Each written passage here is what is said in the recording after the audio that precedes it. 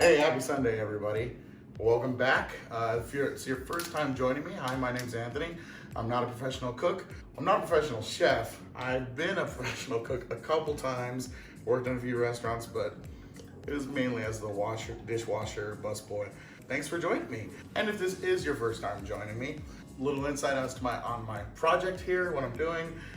During quarantine, I decided to rewatch The Sopranos, and I decided to cook every dish inspired by the series, which also includes all the dishes in the Soprano Family Cookbook.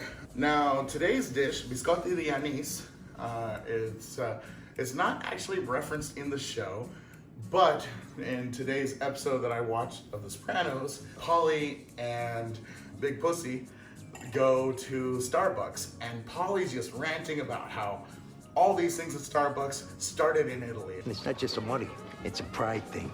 All our food, pizza, calzone, buffalo mozzarella, olive oil. These had nothing. They ate puzzi before we gave them the gift of our cuisine. Anyways, if you've been to Starbucks, you know that they sell biscotti. And so I thought this is the perfect episode to do this recipe. It is really hot, it's springtime, you can probably tell by the flowers. So I'm drinking a nice cool wine and I'm baking, so the kitchen's even hotter, but I can't stand the heat, so I'm gonna stay in the kitchen. Today's wine is Stella Rosa's pineapple. Nice, crisp, and refreshing. They haven't paid me to say that. I'd like them to. Okay, starting on the dish. It's kind of a two-part phase. So we have the liquid part and the dry part, and then an extra bonus part with the anise seeds. This dish, I gotta tell you, I've never done this dish before. It's my first time. I'd be lying if I said I wasn't just a little bit intimidated by it because it involves folding, and I kind of have a bit of a rough hand when it comes to that, so we'll see how this turns out, all right? So we got our eggs, we have anise extract and vanilla extract, and since they end up together in the bowl at the same time during the recipe, I decided I'm gonna save a bowl and put them in together. We got sugar, we have a cup of flour, cornstarch and baking powder. Again, I decided to use the same bowl because they're in the same part of the recipe. I will point out at this stage, be careful when you're reading the recipe to differentiate between tablespoon and teaspoon. And then a teaspoon of anise seed, which will come in at the very end, kind of the cherry on top, so to speak. By the way, again, I am cooking out of the Soprano Family Cookbook. This is page 188, Biscotti di Anice. Preheat the oven to 350, which I went ahead and I actually did beforehand, which is surprising on me because I forget to do that half the time when I'm filming these episodes. In a large bowl of an electric mixer, combine the eggs and the liquid and the sugar. So we'll go ahead and do that now. Okay, so step one, in a large mixing bowl, which I have right here, combine the eggs, the liquid, and the sugar. So the first three bowls right here.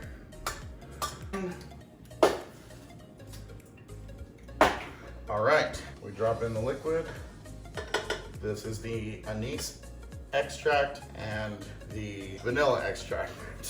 And then the sugar, all right? So now, we want the whisk attachment in there, and make sure it's on a low speed. I'm gonna bring it up. So you're just gonna start nice and slow for a bit. I'm gonna put these over here now. And then we're gonna gradually increase the speed. And we're gonna do this for 5 to 7 minutes. The end goal that we're going for is we want this mixture to foam up to about at least 3 times the size that it is when it goes in.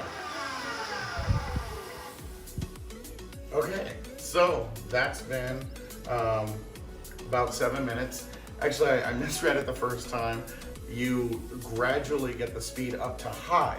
Then, once you're at high, you start the timer 5 to 7 minutes. So I went ahead and I made that change while it was going. It has fluffed up a bit. It's still pretty liquidy, so I'm not entirely sure, but I see some airiness to it. Okay, so now we take a sieve or sifter, whichever you choose to call it, and we take the 3 dry ingredients, the flour, the cornstarch, and the baking powder. We put them in the sieve. Okay, so at this point we shake in about a third. Make it look all snowy. So now we fold it gently but thoroughly, the book says. By the time I'm done with this folding, there shouldn't be any dry parts left to it. So why fold? I think folding helps keep air in it. And we do about another third of it. Whereas if you just stir, you're compressing it. And I'm under the impression that this recipe wants to maintain airiness, which folding will do much more than just stirring will. Okay, by this point you should have hopefully gotten a 9x9 baking pan. Of course, since I'm just telling you that now, you probably didn't. Like I said, the oven's already preheated, which is why it's so hot in this kitchen. Maybe some more wine, maybe that'll help. There we go. All right, so this is pretty folded in. I don't really see any more dry spots left. Now, take the anise seeds and we'll fold them in here. Get them distributed throughout.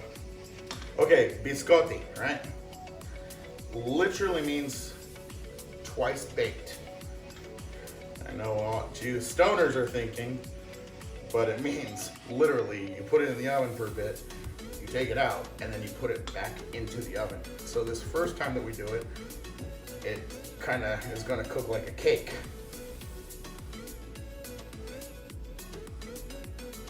Okay, come on. Let's go, kids. All right, this is literally my first time ever trying this recipe, and I'm doing it for you here on camera. Okay. This is so sticky. Take the spatula and try to spread it out so it fills the whole 9x9.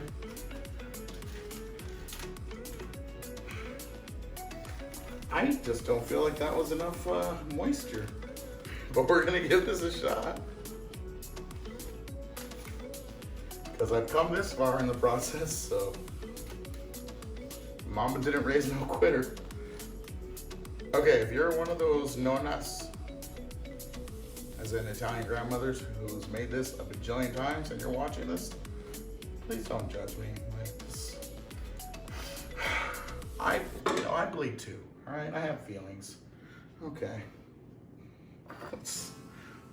We're gonna pop this in to the oven, hoping for the best.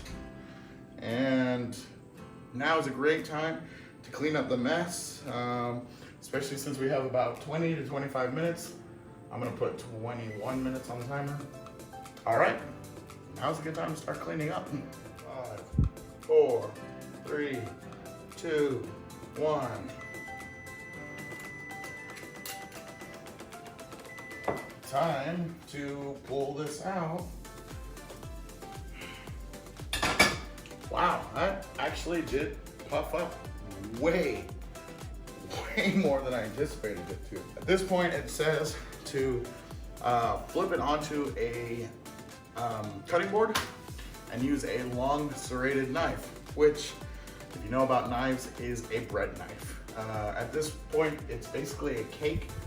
It doesn't say to let it cool or anything like that, so I'm gonna go ahead and assume it just wants me to go for it, which could be totally wrong, but that's what I'm gonna do. Woo. Come on. And the wax paper idea was pretty great. It's not the most square, like, thing I've ever baked, but oh well. So it says to cut it into 3 strips. So I'm just gonna eyeball, and then it says about 3/4 inch thick, which for me is about the size of my finger. So I'm just gonna kind of eyeball it like that. Honestly, I think I could have left it in like another 3 minutes or so, because the top is still a little mushy, so the top is sticking to this cutting board, but that's what we call a learning experience. Oh, also, we're supposed to crank up the heat to 375 So here's a funny thing about me. I don't like licorice, but I like the taste of anise. And anise is, I don't know if it's actually in the licorice family or not, but it does taste like it, so. I don't know, go figure. Anyways, take another baking sheet. I'm gonna put the parchment paper, and we're gonna put all these on here, but separate it out a little bit. Okay, that's done. I'm totally eating a deformed biscotti that didn't make the cut. Oven's at 375 now. We're gonna throw these in for, let me get you the right time, 5 to 10 minutes. Since I pulled them out early, I'm gonna go ahead and I'm gonna go with the higher side. I'm gonna go closer to, I'm gonna put 930. And we'll check back in on those when they're done. All right, pull them out. Place them on a rack to cool. See how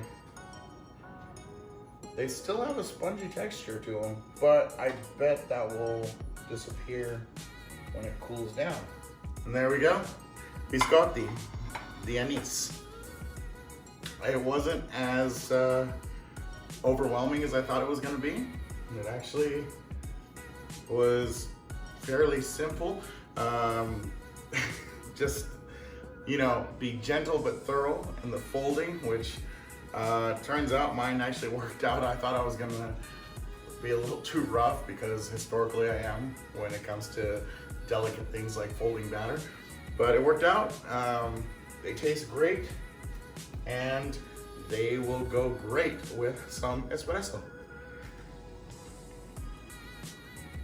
Tune in next week. We're gonna be doing some more stuff that goes great with espresso. Another form of biscotti. We're gonna be doing biscotti regina, which doesn't look like this. It's actually kind of rolled. Anyways, you'll see. Tune in next week, all right?